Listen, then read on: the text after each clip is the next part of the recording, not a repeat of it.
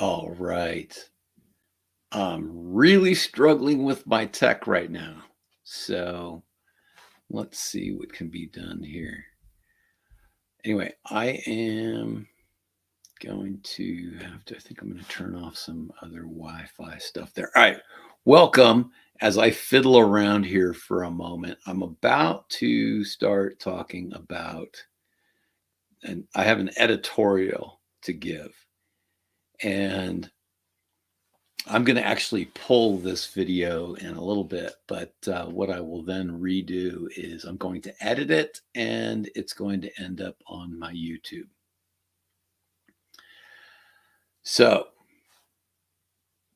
I'm looking at myself and it looks like I have a very unstable connection. Let me see what I can do about that. So, all right. It doesn't look like I have anybody watching yet. But anyway, all right, I'm just going to go with it and hope that it turns out all right. So some of these times you just have to trust your technology. And what a perfect time for this to happen, as I'm going to talk about how high tech will not solve the cheating problem. So this is going to be an editorial for Tennis Business Newsletter. My good friend Rich Nair and I have been talking about this. We've been talking about innovation. And one of the innovations that people, I think, are waiting for is the solution to the cheating problem. So, as a kid, I used to watch public television show called Connections, which was a program centered around the history of science. The host would bring out a modern artifact and then trace the origin of some of its major pieces backwards in time from the previous iteration and further back until it took you back to, say, the invention of the wheel, right? Of course, in modern wisdom, not reinventing the wheel is an important skill. All technology is supposed to make man's work easier, but mankind must still work. This is where there's a breakdown in some of the thinking among modern innovators, and those that love them. There's a fantasy that the work can be done away with entirely. So people want self-driving cars, robots that assemble other robots, and digital line calling devices that completely replace human beings in the calling of lines. But do they, can they, will they ever completely replace the humans? Or even close to half of them?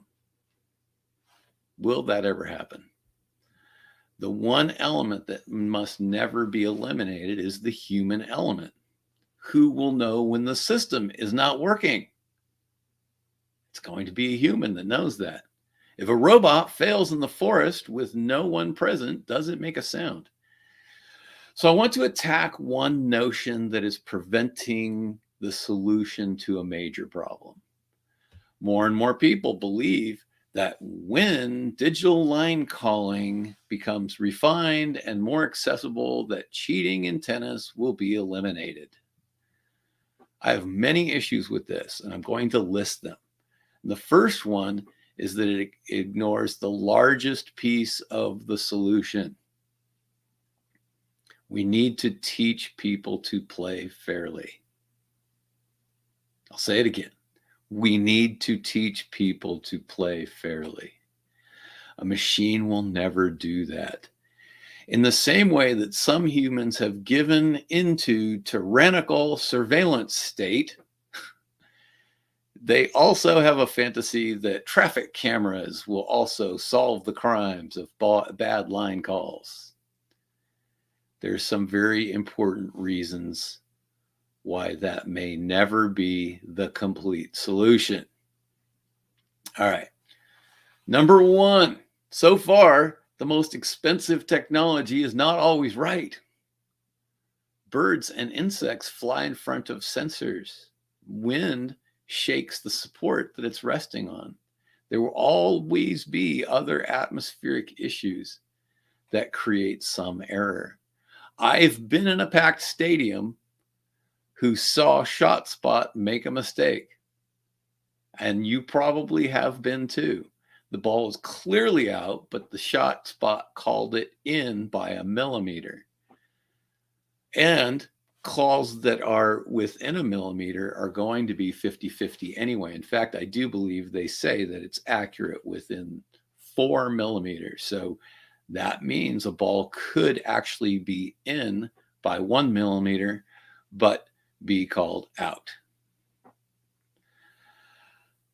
ShotSpot purportedly is wrong by a few millimeters, so most of the fans in the stadium were dismayed because the ball was clearly out, but the player who hit the ball and his or her fans didn't mind the mistake because it went in their favor. That's another important problem. Number 2, who will place the technology on every court? Who will set it up properly? So we want, let's say there's a facility with 20 tennis courts. Whose job is that to put all of that up? And will they do it right? All right, number 3, who will pay for the equipment? 20 courts by, X number of dollars for a good enough iPad. Let's say you only spent $100 on iPads, right? Times 20, that's $2,000. That's a pretty big chunk out of your budget. But that's only if you only paid $100. And that's only if you put them on one side of the court. Because are you going to put them on the other side of the court? I don't know. All right. But who pays for that? Who pays for that? All right. I see a comment coming in. Trading accuracy for putting a stop to cheating in juniors would be a good thing. Sadly, it's too expensive. Yeah, it's just not practical. All right. But there is a solution, Floodland, and thank you for your comment there.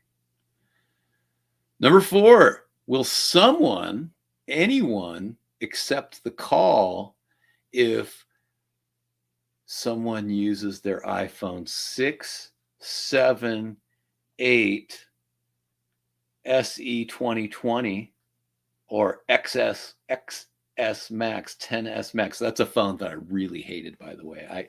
I traded in my 10S Max because it was just very glitchy, right?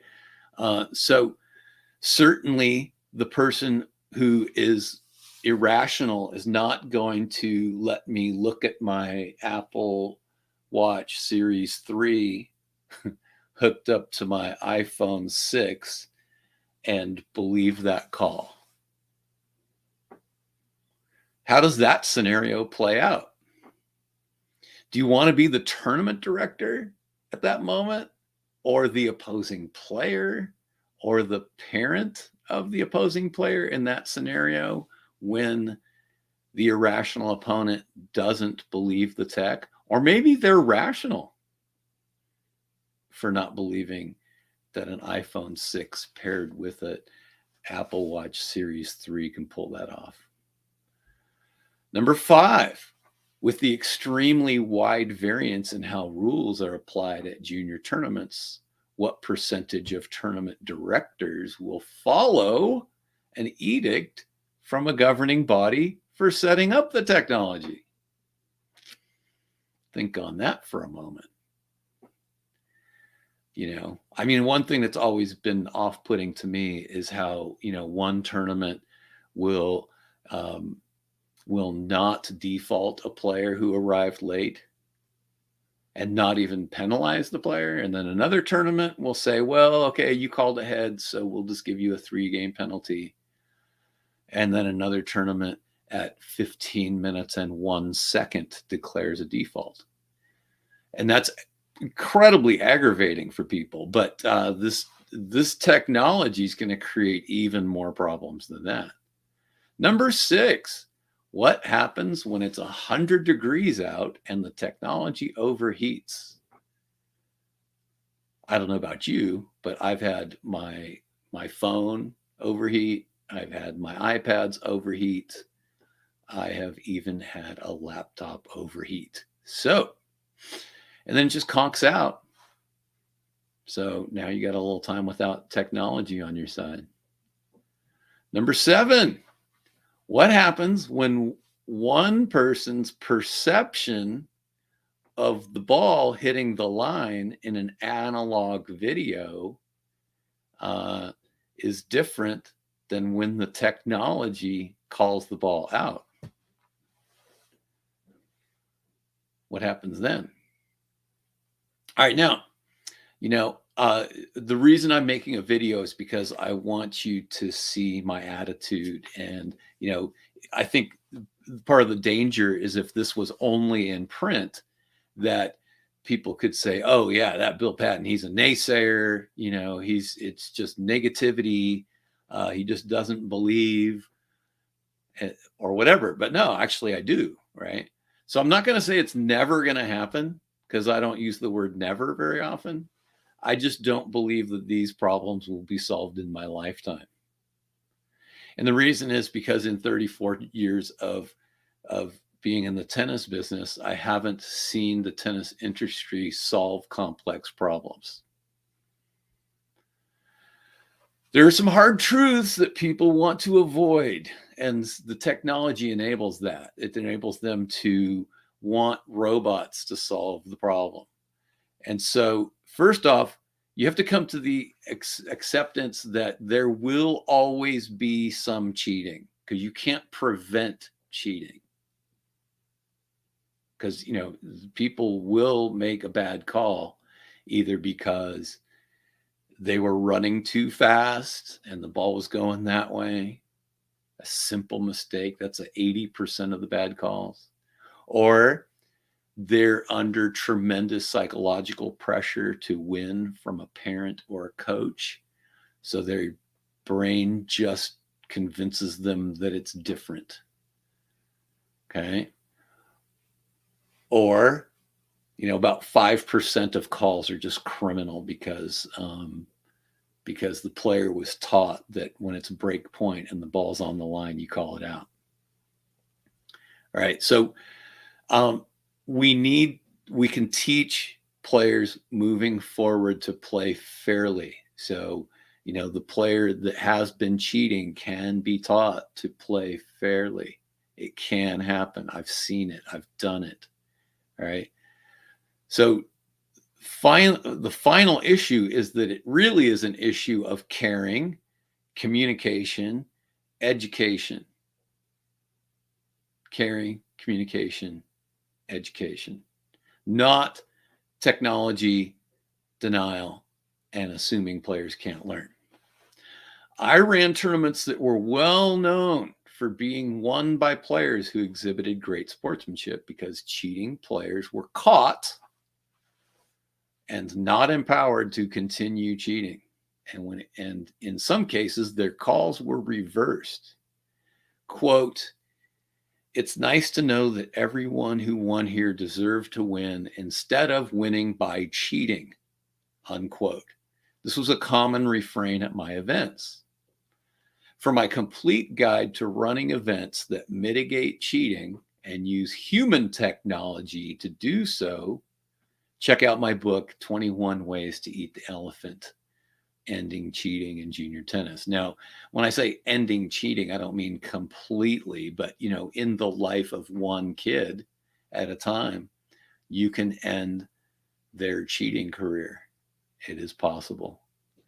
And I'm going to give you one for free because I don't want to just, hold everything, behind what's door number one. But if you're a tournament director, or especially if you're a tournament director, then one thing you can do, you can have your juniors be not lines people, but court monitors, and have them look actively for calls that were questionable or wrong.